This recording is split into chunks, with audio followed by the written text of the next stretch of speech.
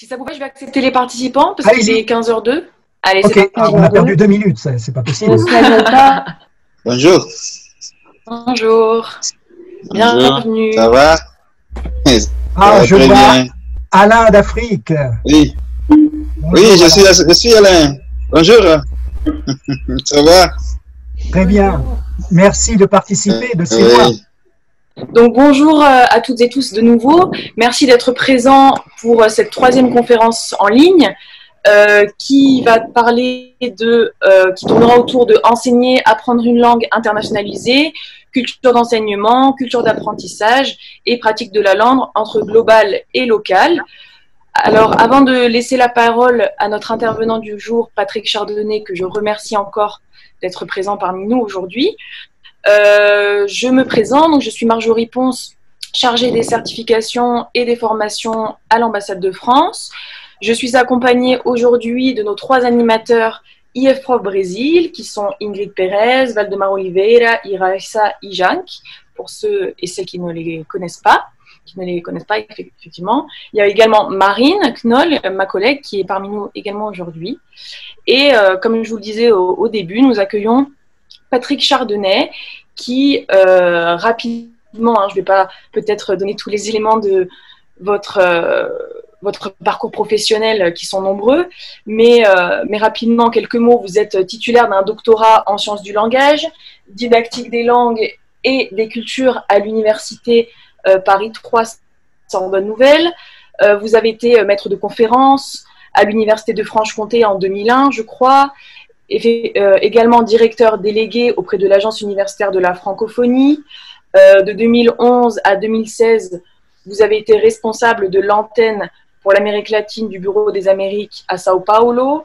Et en 2019, vous avez rejoint le réseau du forum Héraclès des hautes études et recherches pour les apprentissages dans les centres de langue de l'enseignement supérieur pour y diriger le programme Conseil Expertise. C'est bien ça, Patrick? C'est parfait, très bien résumé pour les dernières années.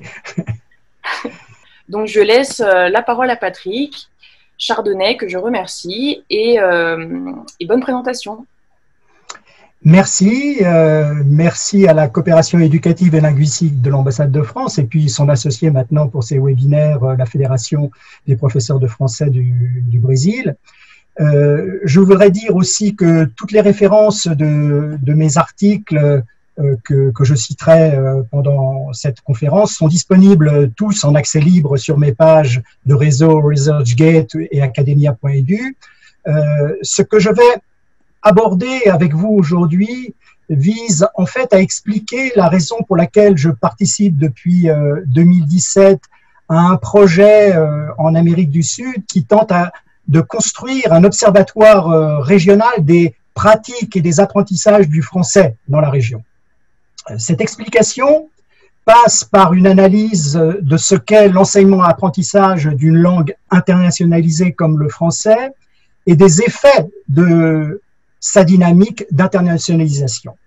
Le projet est situé en Amérique du Sud, mais l'explication, celle qu'on va développer aujourd'hui, vaut en fait pour tout autre contexte dans le monde, bien entendu contextualisé. Voilà, c'est donc parti pour 35-40 minutes d'exposé et ensuite un dialogue que j'espère fructueux entre nous, puisque ça m'intéresse beaucoup de savoir quelles seront vos réactions et vos retours. Si l'on s'en tient au sens strict du terme international, les langues dites internationales seraient des langues non nationales, puisqu'elles sont internationales, utilisées comme moyen de communication internationale. Cela a été bien entendu le cas du latin pendant plusieurs siècles. C'est le cas aussi aujourd'hui des langues artificielles comme l'espéranto. Le projet de l'espéranto comme langue universelle auxiliaire est un cas très intéressant du point de vue de sa dynamique.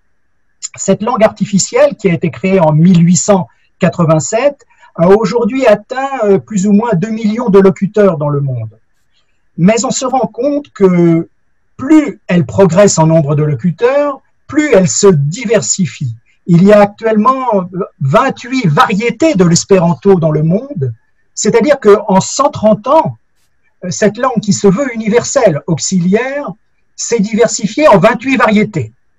processus intéressant, et ce processus a été le même avec d'autres langues artificielles, puisqu'il existe d'autres projets de langue artificielle.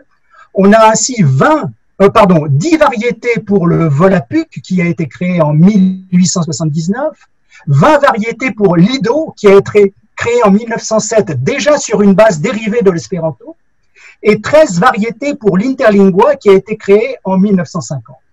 C'est un indice intéressant, il me semble, sur la dynamique des langues, qui montre que la diversité l'emporte le plus souvent sur l'unicité. Mais pour en revenir aux langues naturelles, celles qui nous intéressent, comme le latin, il n'y a pas d'autres exemples de langues devenues, pas d'autres exemples à ma connaissance, au moins de langues devenues internationales qui se soient complètement déterritorialisées, c'est-à-dire qui n'aient pas quelque part un statut de langue nationale ou officielle. D'ailleurs, disons que même le latin n'échappe pas à cela, puisque, en fait, il est une des 3 langues officielles du Vatican. Bref, on peut voir que la notion de langue internationale n'est pas si simple que cela à définir, et en tout cas pas très précise. C'est pour cela que je préfère parler de langues internationalisées, c'est-à-dire de langues qui ont suivi un processus d'expansion hors de leur territoire d'origine. Et je vais essayer de vous expliquer rapidement pourquoi. L'internationalisation d'une langue est un processus complexe selon les contextes, un processus variable selon les langues, et parfois un processus instable dans le temps. C'est le cas du grec et du latin, qui ont eu des rôles importants en dehors de leur territoire d'origine, mais aussi plus récemment du russe, avec la fin de l'Union soviétique et de ses régimes satellites, dans lesquels le russe était enseigné comme langue majoritaire dans les écoles, ce qui a disparu. L'expansion internationale, c'est-à-dire l'internationalité de ces langues, a d'ailleurs été limitée à 1 ou 2 espaces continentaux. Rares, en fait, sont les langues qui ont été présentes sur 5 continents. D'ailleurs, la première qui a réussi cet exploit d'être présente sur les 5 continents, ce n'est ni l'anglais, ni le français, ni l'espagnol, c'est le portugais, par ses conquêtes coloniales. Une fois qu'on a décidé de parler de langue internationalisée, on pourrait penser que pour obtenir une bonne définition, il suffirait de faire la liste des langues internationalisées. Mais cela reste un peu compliqué si on ne précise pas ce qu'on entend par international. On peut dire que ce qui est mondial concerne le monde entier, et ce qui est international concerne plusieurs pays. Mais combien de pays? À partir de combien de pays accepte-t-on, à partir de combien de pays vous acceptez de dire qu'une langue est internationalisée? On peut aussi tout bien décider de manière restrictive de réserver l'adjectif international aux 6 langues officielles de l'ONU, comme on entend parler parfois, c'est-à-dire l'anglais, l'arabe, l'espagnol, le français, le portugais et le russe. On peut aussi, à l'inverse, de manière extensive, accepter de caractériser comme internationale une langue comme le Kiswahili, en Afrique, langue originaire de Tanzanie, qui joue aujourd'hui un rôle de langue véhiculaire importante dans une grande partie de l'Afrique subsaharienne.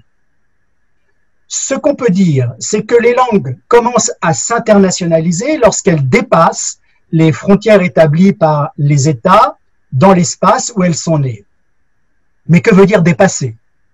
Le Kiswahili est une langue véhiculaire pour des locuteurs de plusieurs pays, mais dans ces pays, il n'a pas toujours un statut officiel. La nationalité de la langue devient donc un problème de catégorisation.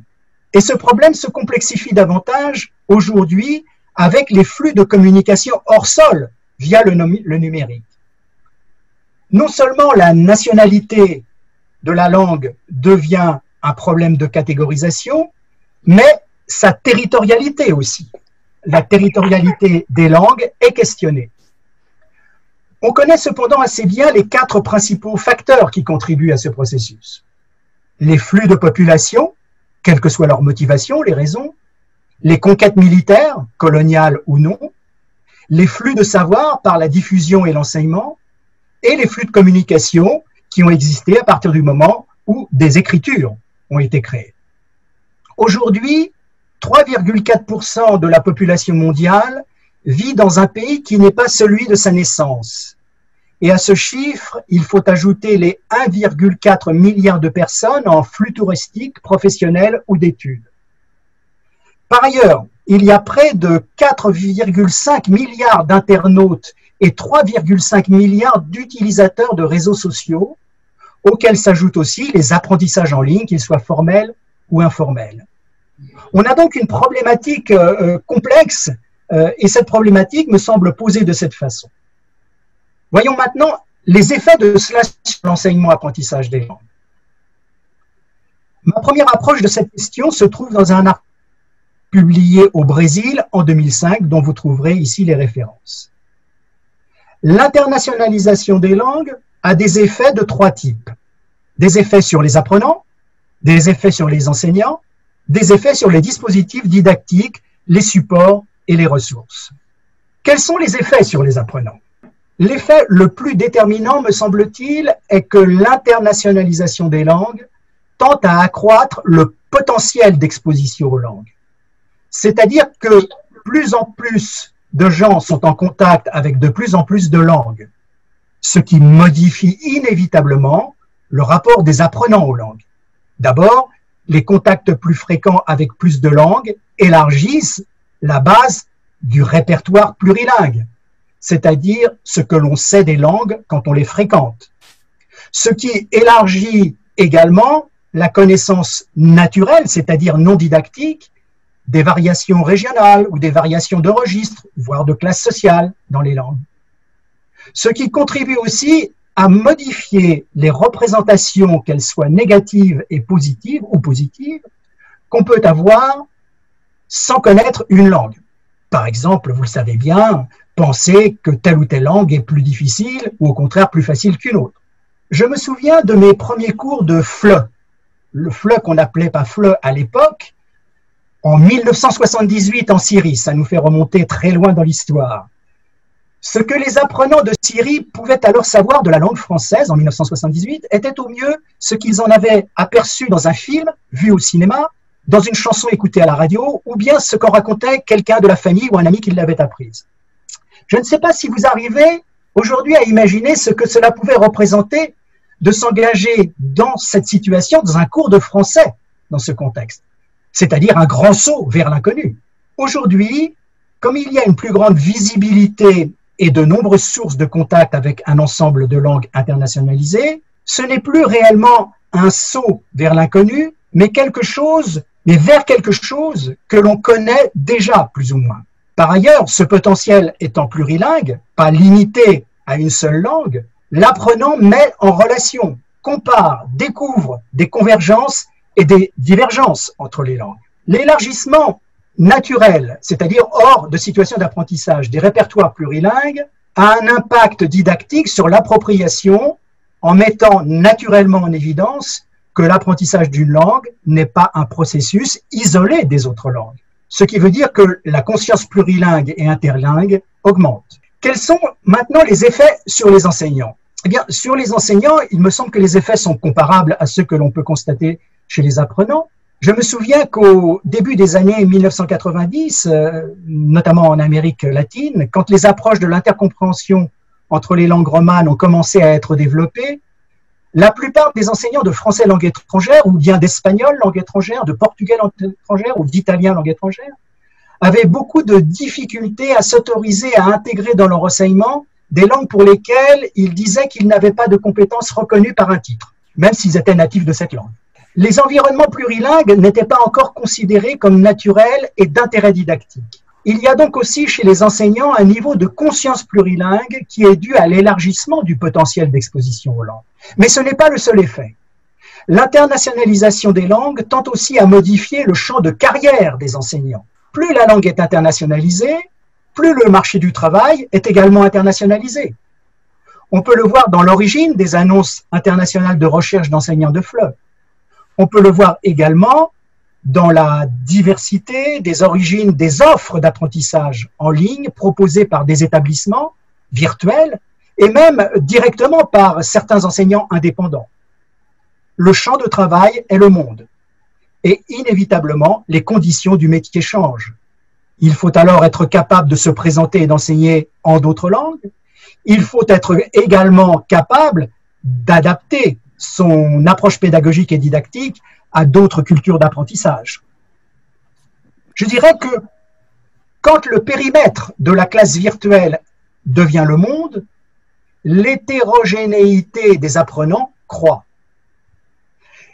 Voyons maintenant quelques effets sur les dispositifs, les supports et les ressources. Les dispositifs étant entendus ici comme les établissements. Ces artefacts que sont les dispositifs, les supports et les ressources sont étroitement dépendants des évolutions, bien entendu, de la recherche dans le domaine, mais aussi des mécanismes économiques. Lorsque j'ai commencé à apprendre l'anglais à l'école en France, cela nous fait encore remonter dans l'histoire, beaucoup plus loin, en 1962 ou 1963, la méthode commençait par 2 mois d'apprentissage de l'API, l'alphabet phonétique international. On ne faisait pas du tout d'anglais pendant ces 2-3 mois.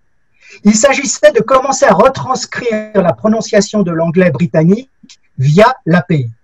C'était une approche méthodologique élaborée pour l'international. En enseignant l'API, on supposait alors que tous les apprenants du monde utiliseraient le même outil de transcription et de correction phonétique, quelle que soit leur langue première. À la même époque, du côté du français, c'est l'émergence de la notion de FLE, qui côtoie d'ailleurs celle de FLM, français langue maternelle. Et le FLM est idéologiquement fondé sur ce que la linguiste René Balibar a appelé la construction du français national. Il y avait donc un français de l'intérieur et un français de l'extérieur, ou bien pour l'extérieur. Le français pour l'extérieur, c'est en quelque sorte l'apprentissage du français pour agir la langue comme les Français. Et dans l'édition de 1968 du fameux manuel de FLE Voix et images de France, qui était la référence à l'époque, on met en avant, parmi les thèmes, les sports d'hiver. Les sports d'hiver, c'est une situation de vacances relativement nouvelle, massifiée en France à l'époque. On considérait qu'en apprenant le français, langue étrangère, il fallait apprendre la France. Je ne suis pas certain que ce soit tout à fait le cas aujourd'hui, et en tout cas, en apprenant l'anglais, il est clair qu'on n'apprend plus ni spécifiquement le Royaume-Uni, ni spécifiquement les États-Unis, mais quelque chose d'autre. Le FLE, en tant que discipline, se construit alors également sur une méthodologie scientifique novatrice à l'époque, fondée sur des fréquences d'emploi. C'est l'élaboration du français fondamental qui va devenir, c'est d'abord le français élémentaire qui va devenir le français fondamental. Or, ce qui est intéressant de constater, c'est que ces calculs de fréquences d'emploi du vocabulaire sont faits à partir de relevés écrits et oraux produits en France. Il n'y a aucune dimension internationale transversale de la langue. On sépare même la langue française de celle qui est parlée en Afrique en développant spécifiquement un français fondamental pour l'Afrique. On voit bien que dès cette époque, les langues internationalisées s'orientent vers des supports et des ressources internationalisables, tout en restant centrées sur un modèle alors appelé standard. Aujourd'hui, on n'est plus dans ce contexte. Les manuels génériques d'anglais et de français font de plus en plus souvent appel au répertoire plurilingue et pluriculturel, et tentent d'incorporer plus ou moins bien des dimensions internationales de la langue et des cultures. Le décentrage est net.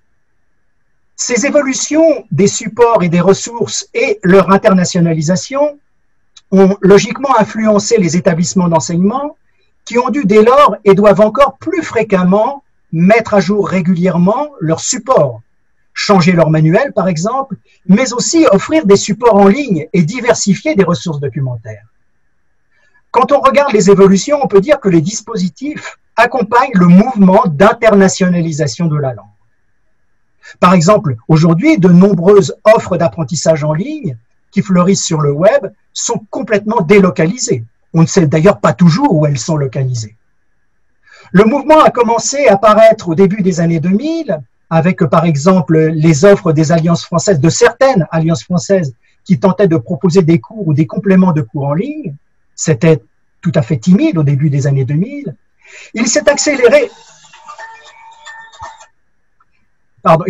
Il s'est accéléré pendant la crise que nous vivons du coronavirus, qui a conduit à basculer en ligne l'ensemble de l'offre. J'ai été frappé de voir comment les alliances françaises dans le monde se sont rapidement adaptées à la mise à distance de leur dispositif.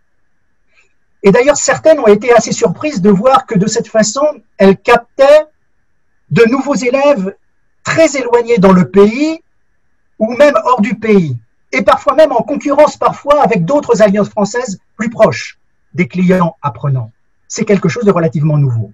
Voyons maintenant les effets de l'internationalisation des langues sur les langues elles-mêmes et ce que cela implique sur le plan didactique. Plus les langues s'internationalisent, plus elles entrent en contact avec d'autres langues qu'elles influencent et ou par lesquelles elles sont influençables. L'objet langue cible est donc d'une certaine façon homogène, moins homogène, je dirais, de ce qu'il était lorsque la langue était confinée dans son territoire d'origine. Il y a sur cette question un article intéressant de Marie-Christine Jamet de 2008 qui montre comment les méthodes d'enseignement-apprentissage du français langue étrangère ne pouvaient pas ne pas devenir pluriculturelles par le fait même que la langue a connu un processus d'internationalisation. Son article puise dans l'histoire du français différentes sources d'internationalisation par influence lexicale, donnée et reçue. On peut voir ainsi que sur un relevé de 16 000 mots internationalisés, issus de 46 langues différentes, on en trouve plus de 50% qui sont d'origine française. Et sur les quelques 60 000 mots du dictionnaire Le Robert de l'édition de 2010, 11 825 proviennent de 90 langues différentes. Pour Marie-Christine Jamet, l'appropriation d'une langue internationale comme le français est un espace didactique d'émergence de la conscience plurilingue et de l'appartenance au plurilinguisme et au pluriculturalisme. Mais il faut aussi considérer les rétroactifs des apprenants, des locuteurs de langue étrangère et des enseignants non natifs sur la langue elle-même et sur les apprentissages. Plus une langue s'internationalise, plus elle est parlée et plus elle est enseignée par des non-natifs. Ce qui est nouveau depuis la deuxième moitié du XXe siècle dans l'histoire des langues, c'est que pour la première fois, une langue comme l'anglais est parlée massivement par plus de locuteurs non natifs que de locuteurs natifs et est enseignée massivement par plus d'enseignants natifs que d'enseignants, par plus d'enseignants non natifs que d'enseignants natifs. Ce qui contribue à accroître le potentiel de variation que l'on peut représenter en 3 cercles, selon les schémas qui sont sur le PowerPoint. Un cercle interne où la langue internationalisée est pratiquée comme langue première ou seconde par des immigrés intégrés. Un deuxième cercle extérieur où la langue internationalisée est pratiquée comme langue imposée par les mouvements de colonisation. Et un troisième cercle en expansion où la langue internationalisée est pratiquée comme langue étrangère. Ce modèle polycentrique est adapté à partir de celui élaboré par le linguiste indien Braj Kachru, qui l'a conçu en 1985 pour l'anglais.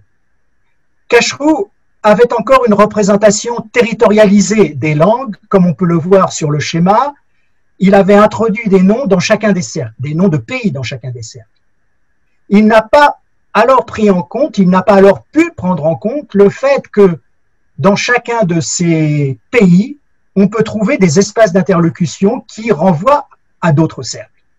Par exemple, dans un pays du cercle interne, on peut trouver des espaces d'interlocution de langue étrangère, bien entendu. Ou encore dans les pays du cercle extérieur, on peut trouver des espaces d'interlocution de langue première ou seconde.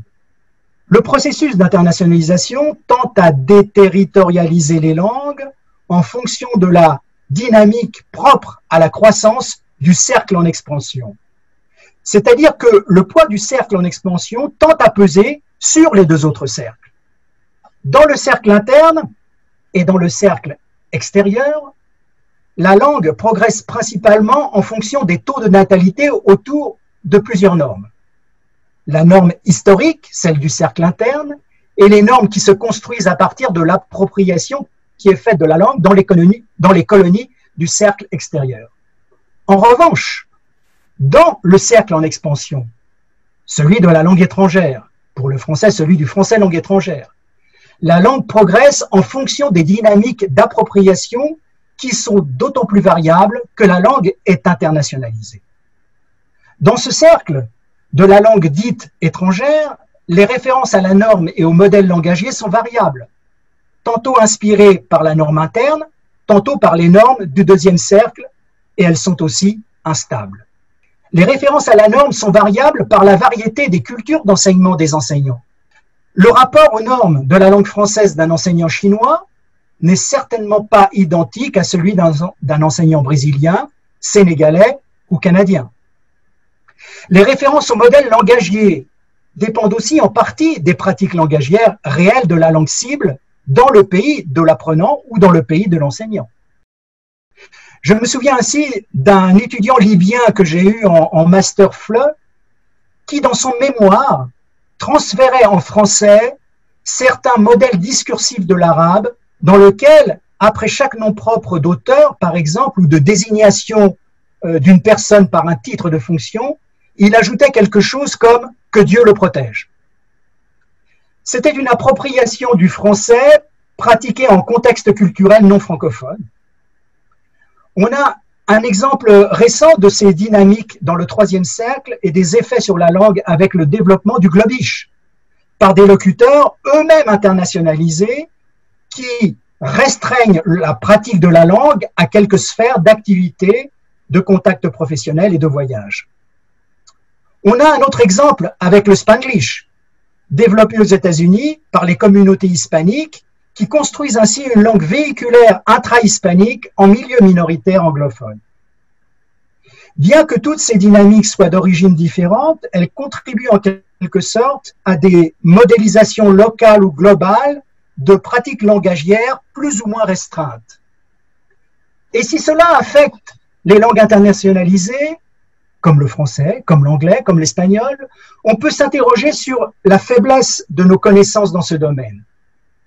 Que sait-on réellement des pratiques réelles de toutes les personnes qui dans le monde ont appris l'anglais, le français, l'espagnol, le portugais comme langue étrangère?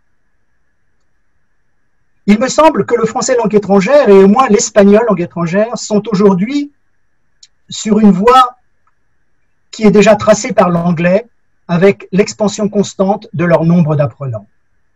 Ce qu'on peut dire à ce niveau, c'est que plus on enseigne, plus on apprend une langue internationalisée, plus les pratiques d'apprentissage et les pratiques langagières transforment les conditions de l'exercice du métier d'enseignant de cette langue.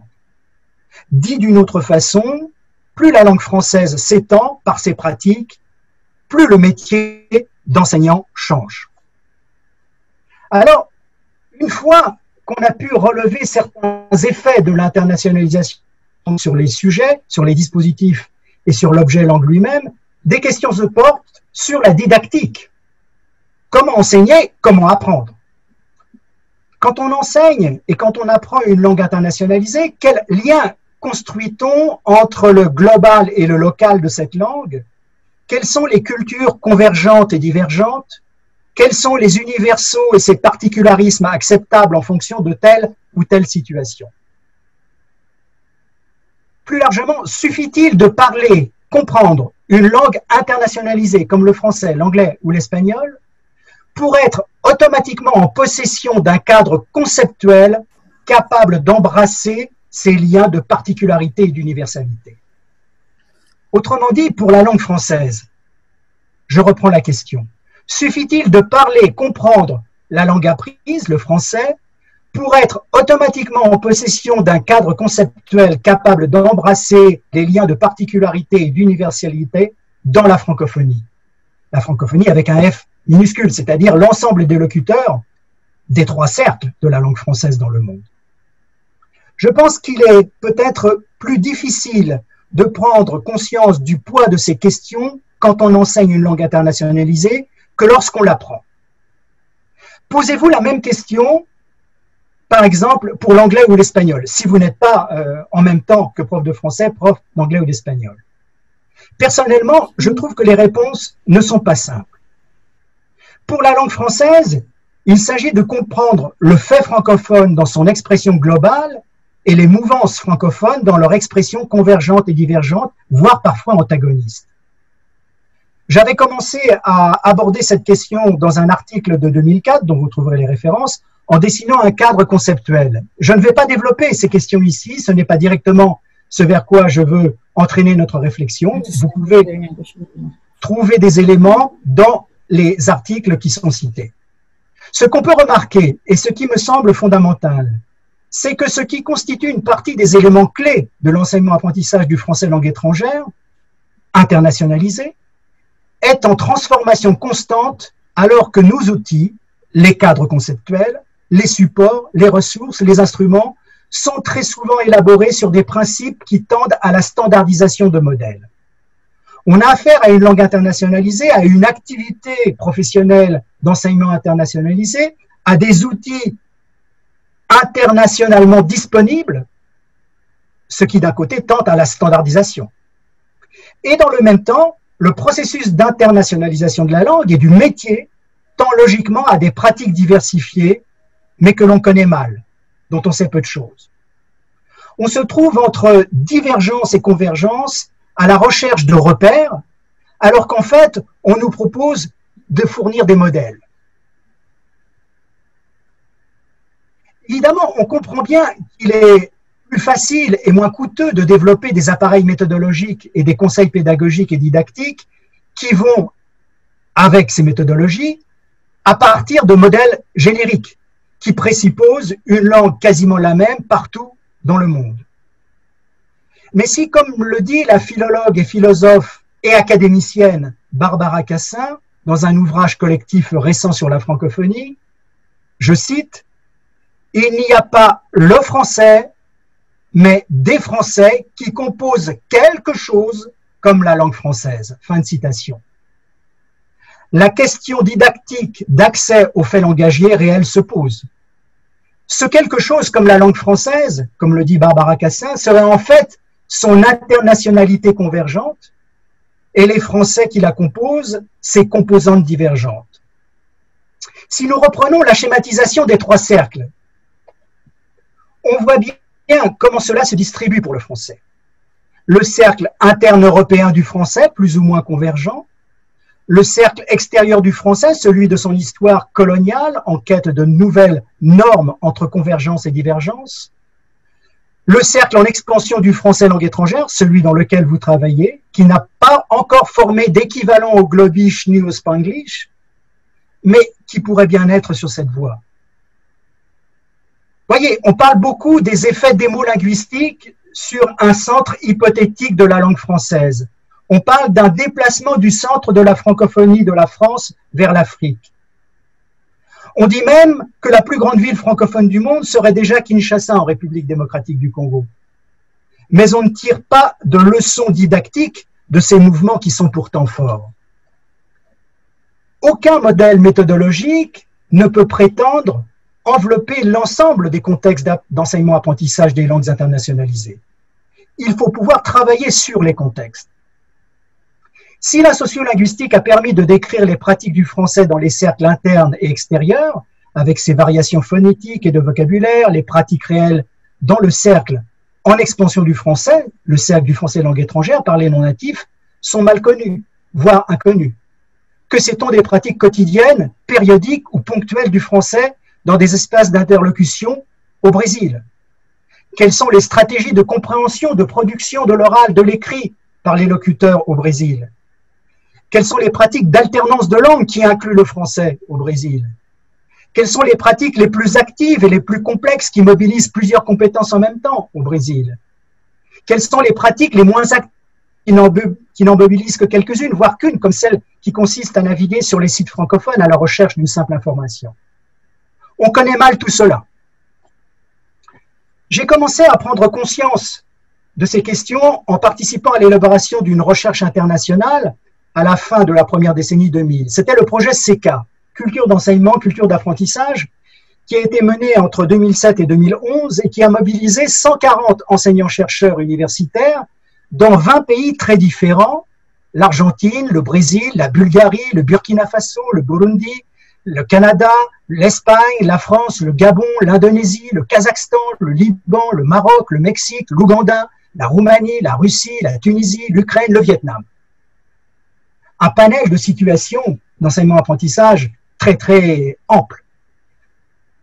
nous avons pu voir que derrière les discours didactiquement corrects produits par les méthodes et par les formations et qui convergent à l'époque vers un modèle de type approche communicative, perspective actionnelle, en fait, les modalités réelles, locales, collectives et individuelles d'enseignement et d'appropriation du français langue étrangère et du français langue seconde étaient très variables, tout en étant explicitées par les enseignants comme si elles ne l'étaient pas variables, comme si elles convergeaient vers le même modèle unique du discours didactiquement correct.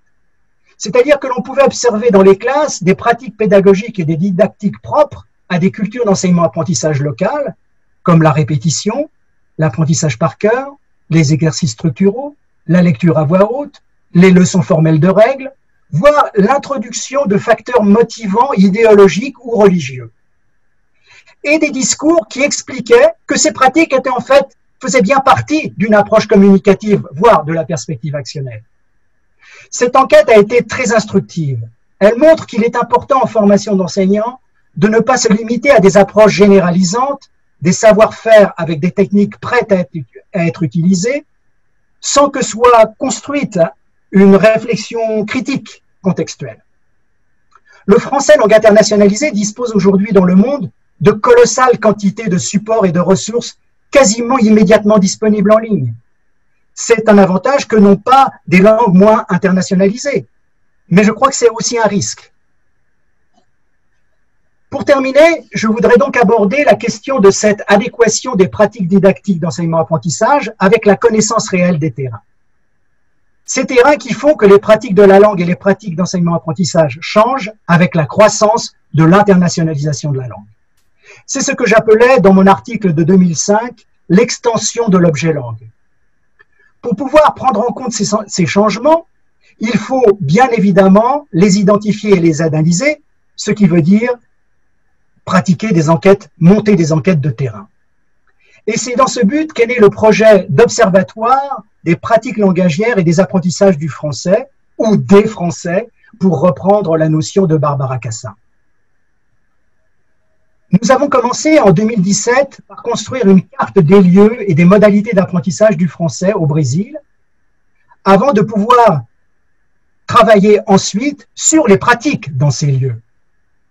Et nous travaillons actuellement sur les situations professionnelles dans lesquelles la langue française est utilisée, avant de pouvoir travailler sur les pratiques de la langue dans ces situations. Et nous partons du principe que la méthode d'élaboration des plans de formation en français sur objectifs spécifiques a montré une certaine efficacité dans la mesure où elle se fonde sur des données, des pratiques langagières dans les situations professionnelles ou dans les situations d'études. Cette méthode montre qu'il y a un rapport pédagogique et didactique entre l'analyse des besoins langagiers et la connaissance des pratiques langagières.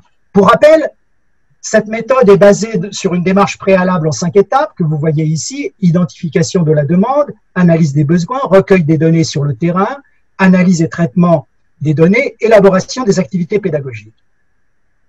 La croissance du 3e cercle de la langue française, celui des locuteurs et des apprenants du français langue étrangère internationalisée, fait que la question des besoins redevient importante, non seulement pour le FOSS, mais aussi pour tout enseignement en contexte.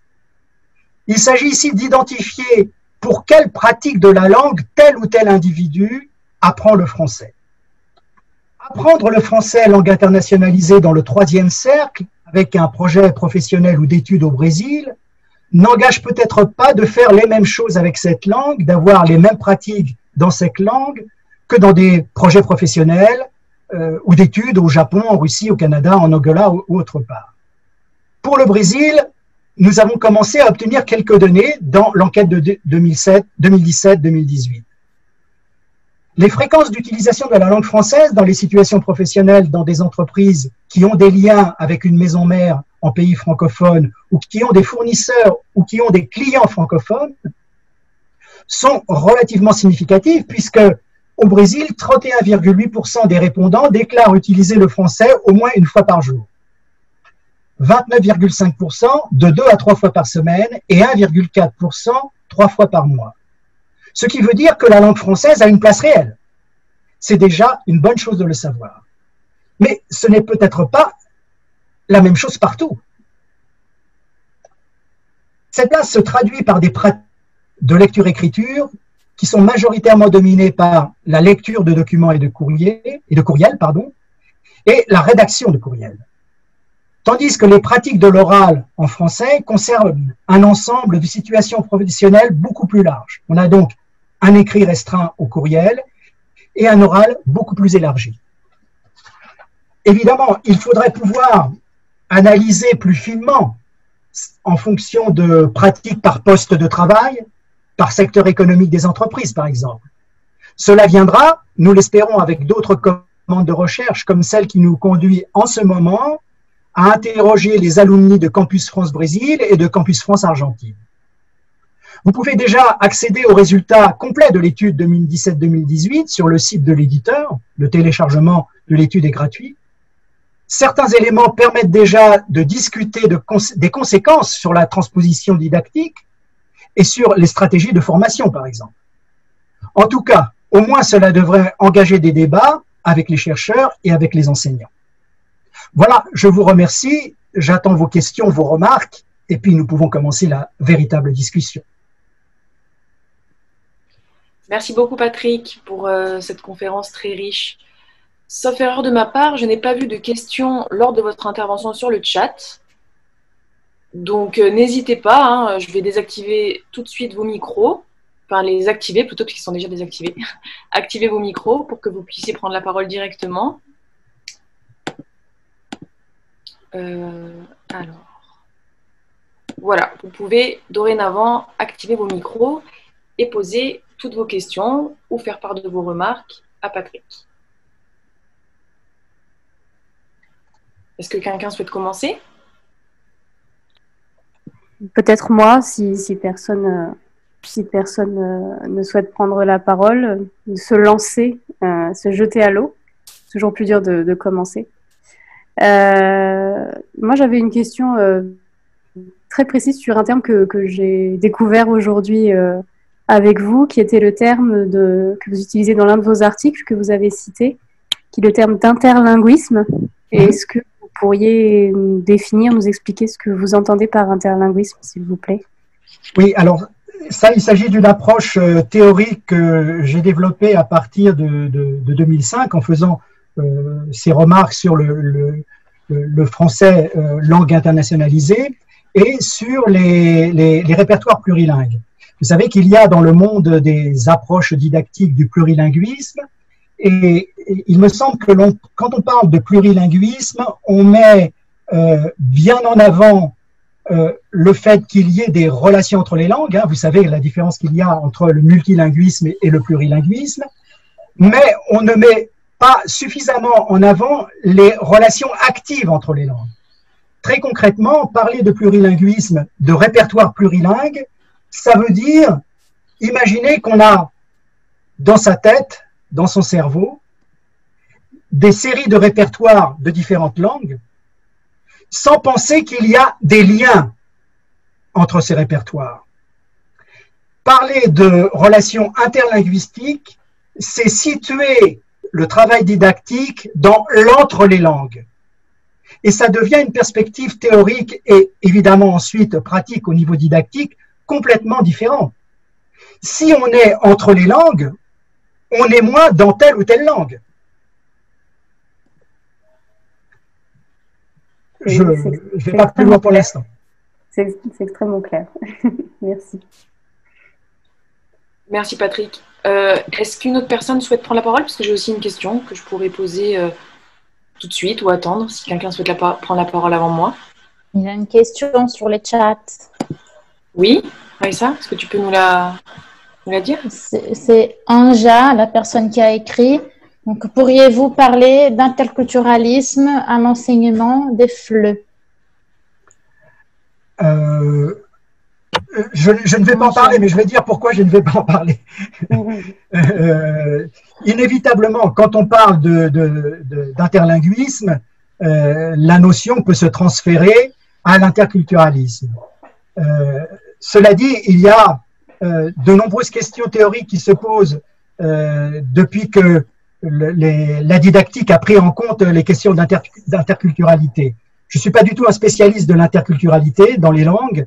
Je peux simplement vous dire qu'il y a nécessairement des liens, puisqu'on parle de langue culture. Hein, quand on travaille sur la didactique des langues, on intègre bien entendu que cette didactique des langues, ou bien que cet interlinguisme, pour revenir à la question de Marine précédemment, si on est dans l'entre les langues, on est aussi dans l'entre les cultures.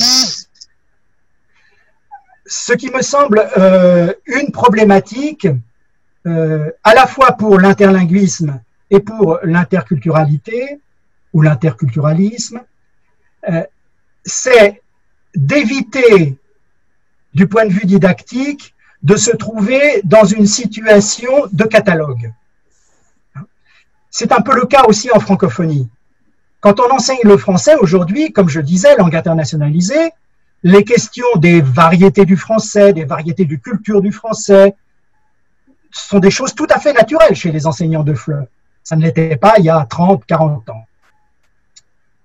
Mais très souvent, on voit que le programme d'enseignement, le plan d'enseignement, et ça se voit à travers les méthodes aussi, on intègre des éléments de la culture du Québec, un texte québécois, un enregistrement vidéo québécois, un texte d'Afrique, etc.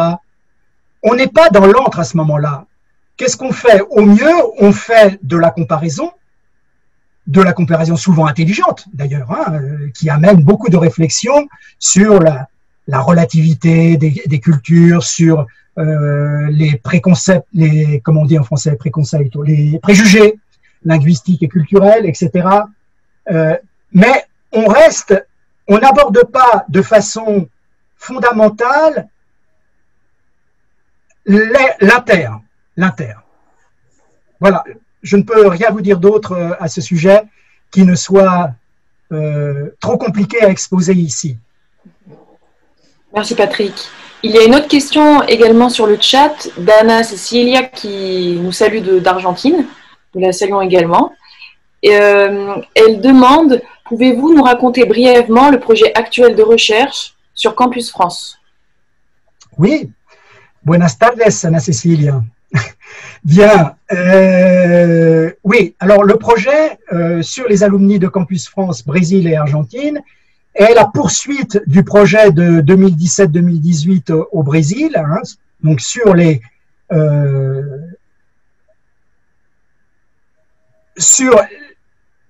pratiques de la langue française dans les situations professionnelles dans ces deux pays.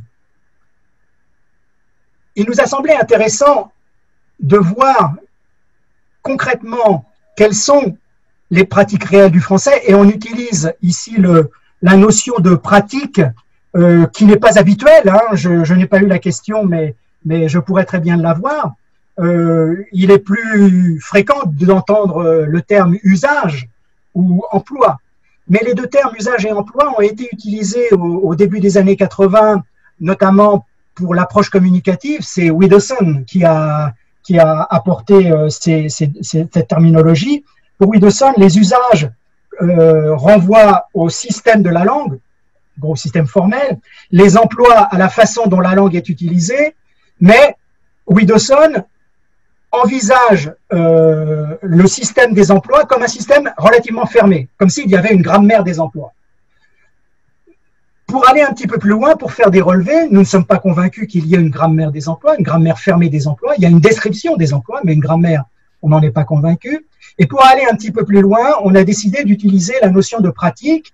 Et par exemple, on inclut dans ces pratiques ce qui n'est jamais relevé en termes de compétences.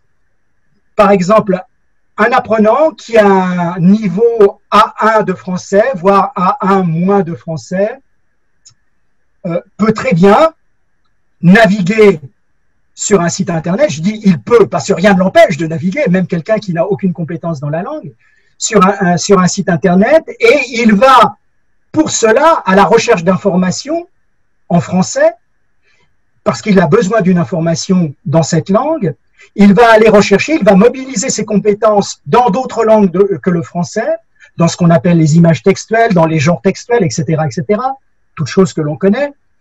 pour pouvoir atteindre ses fins. Or, cette pratique, par exemple, n'est jamais relevée comme un emploi de la langue française. C'est une pratique considérée comme passive. Mais elle est très, très fréquente, hein, quand on lit, quand on voit que dans l'étude de 2017-2018, en situation professionnelle, la majorité des pratiques concernent le courriel, on voit très bien la place que tient le numérique dans les pratiques de la langue internationalisée aujourd'hui.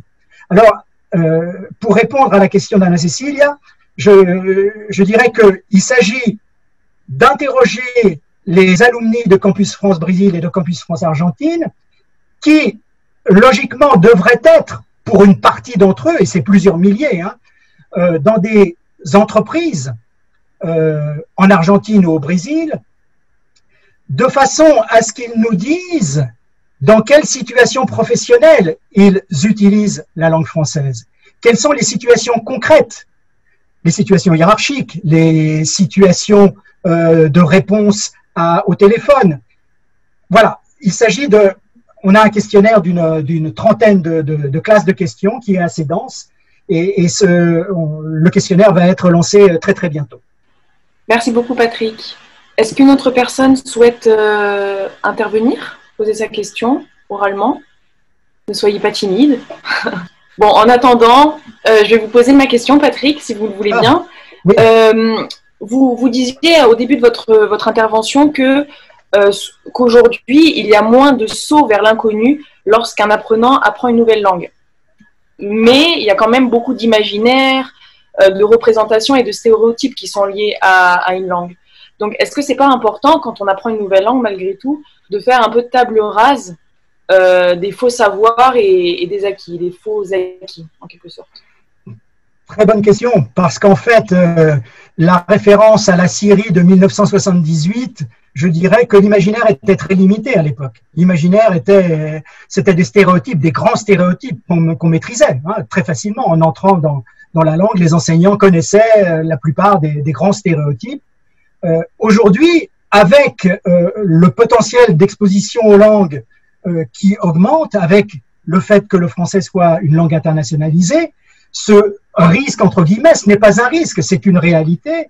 Et cette nécessité d'avoir un débrefage, entre guillemets aussi, préalable, me semble tout à fait quelque chose de très important, de pertinent. C'est une approche pertinente, effectivement. Il faut arriver à faire en sorte que les apprenants qui entrent dans la langue avec ce saut qui n'est pas vers l'inconnu, mais qui est certainement vers du supposé connu, hein, du connu, du supposé connu, avec toutes les échelles qu'on peut avoir. Et là, il s'agit véritablement d'une approche quasiment sémiotique. Hein, quels sont les signes dans la langue et dans la culture qui sont convergents et quels sont ceux qui sont divergents.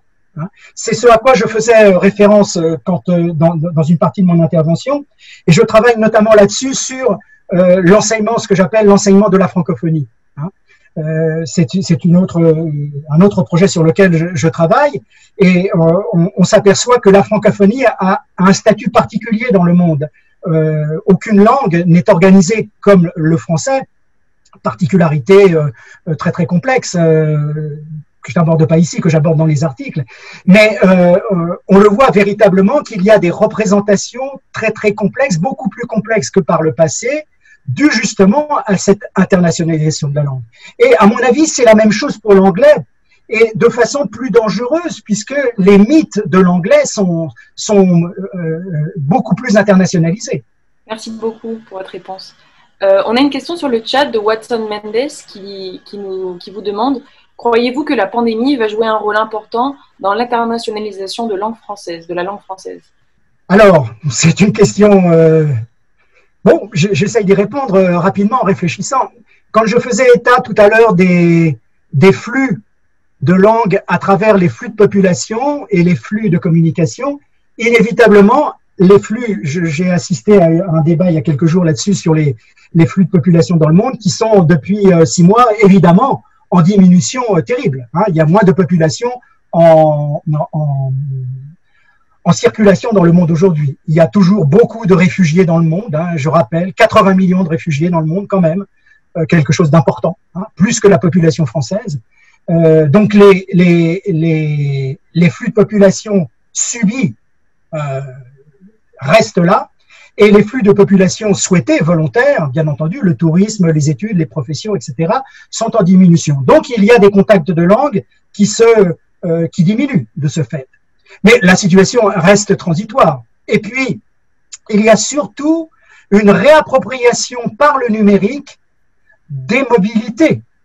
Et ça, c'est quelque chose de très, très intéressant. On voit d'ailleurs qu'au niveau des universités, il y a plusieurs universités d'Amérique du Nord, d'Amérique latine. Il y a de nombreux débats entre les universités auxquelles j'assiste par des webinaires, entre les universités d'Amérique latine, d'Amérique du Nord, d'Australie, par exemple, sur ce que va produire les acquis de la situation actuelle en matière d'enseignement à distance, en matière de numérisation, en matière de webinarisation.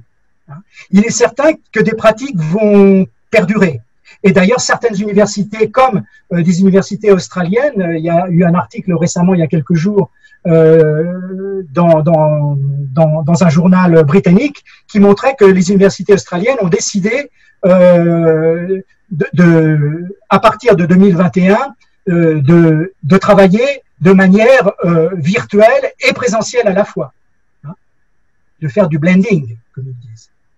Donc, certainement qu'il y aura une récupération des flux de population et des flux de communication à travers le numérique. Et là, sur le numérique, les contacts sont beaucoup plus aisés et beaucoup plus nombreux. Merci beaucoup, Patrick.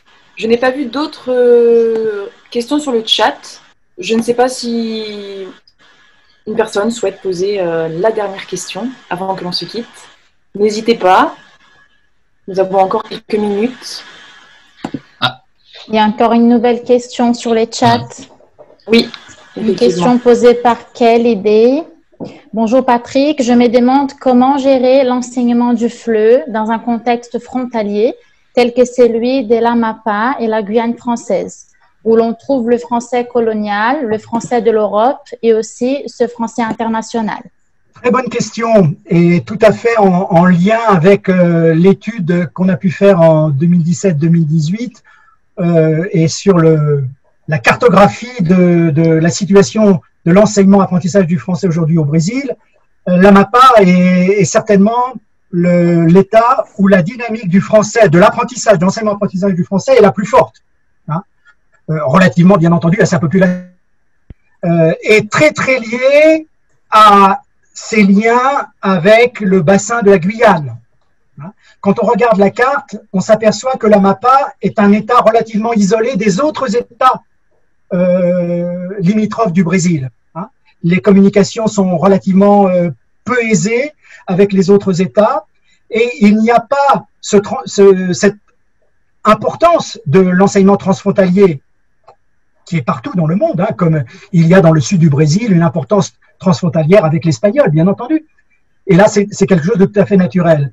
Et on pourrait penser que cette dynamique qui existe dans l'Amapá se transpose dans les autres États qui touchent l'Amapá, et ce n'est pas le cas. Ce n'est pas le cas du tout. Donc, on peut voir, c'est les seules remarques que je peux faire pour l'instant, que la dynamique qui existe dans l'Amapá est isolée au Brésil, est très très liée à la situation linguistique, je dirais pas seulement du français, bien entendu, avec la Guyane. Donc là, on a une situation tout à fait intéressante et particulière qui nécessite justement une approche contextuelle très particulière. Quelles sont les pratiques réelles du français dans cette zone, incluant bien entendu les relations entre l'Amapá et la Guyane? Ce n'est certainement pas la même chose que dans le reste du Brésil. Les pratiques du français dans les entreprises dans l'Amapá, quelles que soient les entreprises, hein, au sens large, des petites boutiques, des restaurants, voire des grosses entreprises, etc., sont certainement très très différentes de celles du Brésil. Donc là, il y a une absolue nécessité, me semble-t-il, à un travail d'un observatoire pour essayer justement d'améliorer les transpositions didactiques. Non pas que les enseignants fassent mal le travail aujourd'hui, il ne s'agit pas du tout de ça, hein, mais on fait le travail par rapport aux connaissances qu'on a de la réalité. Je peux intervenir aussi? Bien sûr, Alain, allez-y.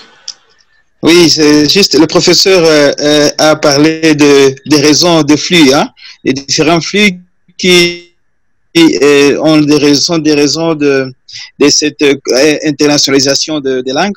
Mais je me dis que est-ce que l'internationalisation en question ne semblerait pas aussi politique et économique, monsieur le professeur? Oui, bien sûr. Là, vous parlez évidemment depuis l'Afrique et on a un contexte historique, bien entendu, ce que j'appelais le deuxième cercle, hein, le cercle du français installé par la colonisation. Et on a évidemment de ce fait des liens politiques et économiques avec la langue française qui sont de nature très différente de ce qu'ils existent au Brésil, en Amérique latine en général. Là, c'est tout à fait très particulier à l'Afrique, comme ça l'est aussi en Caraïbes. Oui, alors, monsieur le professeur, je trouve aussi que le contexte d'internationalisation diffère parfois aussi des milieux. C'est-à-dire que ça demande même à procéder à des recherches. Dans ce contexte-là, est-ce qu'on peut aussi essayer de chercher à analyser les niveaux d'internationalisation d'une langue, par exemple le Kiswahili, et avoir des aspects? Oui. Est-ce qu'on peut chercher à analyser les contextes d'internationalisation, hein, oui, du Kiswahili, par exemple. Oui, bien sûr. Et on va trouver des raisons, des flux. Oui, bien sûr. Mais là, il y a des travaux de sociolinguistes, hein, bien entendu, qui travaillent sur le Kiswahili et qui peuvent montrer, il y a beaucoup de productions, mais on peut en ajouter, des travaux qui montrent dans quelle situation de la vie sociale on utilise ces langues. Hein. Et je renvoie aux travaux de Louis-Jean Calvet sur le marché africain, hein, qui montre le marché concret, hein, le marché où on vend les légumes en Afrique, qui montre comment les langues s'articulent entre elles, hein, quels sont les ajustements linguistiques lorsque une personne vend quelque chose et qu'une autre personne achète. S'ils n'ont pas la même langue première, ils trouvent parfois une langue intermédiaire, ça peut être le Kiswahili ou d'autres langues dans d'autres endroits d'Afrique. Bien entendu, là c'est tout à fait intéressant à étudier. Dans quelle situation concrète de la vie professionnelle et de la vie sociale. Et ça doit amener à des conséquences en matière de didactique, bien entendu. Merci beaucoup pour cette réponse. Il n'y a pas de nouvelles questions qui sont apparues sur le chat, je crois. Donc, si vous n'avez pas d'autres questions, nous allons nous quitter. Merci encore, Patrick Chardonnay, pour votre intervention très intéressante. Merci à vous et bravo à tous les enseignants de français et langue étrangère dans le monde. À très bientôt, j'espère. À très bientôt. Et juste avant de raccrocher, n'oubliez pas notre prochain rendez-vous de la COP éducative qui n'aura pas lieu mercredi, comme d'habitude, mais jeudi. Donc, ce sera jeudi 6 août à 15 h. Ce sera un webinaire partage d'expérience dont la thématique sera « Le fausse ne devient pas fou » dans la pratique en contexte universitaire. Il sera animé par Claudia Ozon de l'UTFPR, Daniela Hirakawa et modéré par Adriana Daventure. Merci à tous et toutes pour votre participation et à très bientôt sur VF Brésil. Au revoir Patrick. À bientôt, au revoir. Au revoir. Merci. Bonne fin de journée. Bonne continuation, au revoir. Au revoir.